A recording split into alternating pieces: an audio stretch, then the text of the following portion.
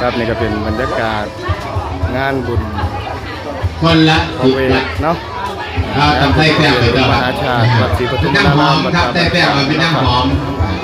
ที่เห็นอย่างนี้ก็คือเป็นการซอยดาวแล้วครับ ใส่แป้งโคลีมันมา เขาแถวกันอย่างเป็นระเบียบเรียบร้อย มาเด้อแถวเขาที่อุทัยจุดไทยเขานั่งวางเด้อบัดเด้อ เพื่อ มาอา ทุ ที่ น หนา สมท จ่อบ บูรณะศาลา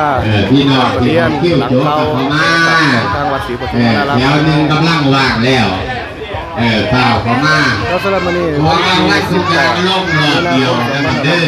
นะครับ ตัวเดี๋ยวว่าล่มพื้นจะล่มของไงได้โจ๊กเอาขึ้นว่าในใจจะพร้อมดวงดีก็ได้จักรยาน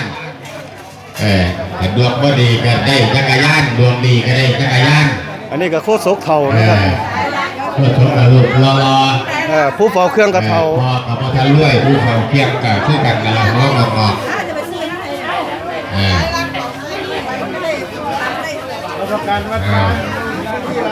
ทุกอย่าง20 บาทนะครับทุกอย่าง20 บาท